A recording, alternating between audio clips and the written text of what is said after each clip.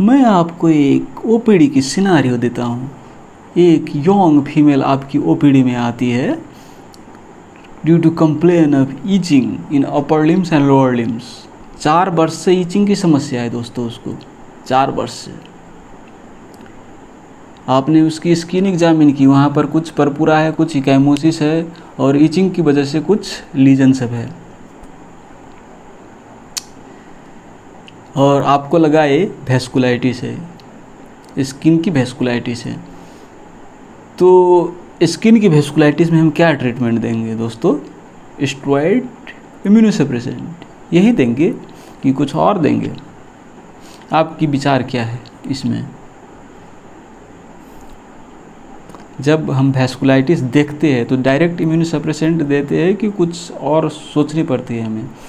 देखिए दोस्तों, वेस्कुलाइटिस कहने का अर्थ क्या हुआ कि ब्लड वेसलवा की जो वाल है वो में इन्फ्लामेशन है, नहीं? इन्फ्लामेशन खाली ऑटो इम्यून मेडिएटेड इन्फ्लामेशन तो नहीं होता है, इन्फेक्शन की वजह से भी इन्फ्लामेशन होता है। वायरस, बैक्टीरिया, फंजाई, पैरासाइट सब इन्फ्लामेशन करती है, नहीं? आपको नया लग रहा है, पुराने बात है। देखिए, चिकन पॉक्स में इन्फ्लामेशन होती है, एप्स्टीन बार वायरस में इन्फ्लामेशन होती है, HIV में इन्फ्लामेशन होती है, ये सब वायरस हो गई। बैक्टीरिया नीजेरिया मेनिंजाइटिस में होती है ब्लड वेसल की इन्फ्लामेशन, ट्यूबरकुलर बैक्टीरिया में इन्फ्लामेशन होती है, रिकेट्सिया बैक्टीरिया में इन्फ्लामेशन होता है, सिफिलिस में इन्फ्लामेशन होती है, ये हो गई बैक्टीरिया। अब फंजाई अस्परजिलस में होती है ब्लड वेसल की इन्फ्लामेशन, म्यूकरमाइकोसिस में होती है, और पैरासाइट सब जैसे स्ट्रोंगिलोइड्स हो गई, मलेरिया हो गई, सब में ब्लड वेसलवा की जो इन्फ्लामेशन होती है। तो ब्लड वेसलवा की जो इन्फ्लामेशन है खाली ऑटो इम्यून नहीं होती है, इन्फेक्शन की वजह से भी होती है। काहे छुटाना पड़ता है हमें? इन्फेक्शन की वजह से है कि ऑटो इम्यून है, क्योंकि आपने वो इम्यूनोसप्रेसेंट प्रेडनिसोलोन सब दे दिए, मान लीजिए इन्फेक्शन की वजह से हो तो क्या होगी? वो तो डिसेमिनेट कर देगी, हैं, सेप्सिस में जाएगी, सेप्टिक शॉक कर देगी ना पेशेंट को।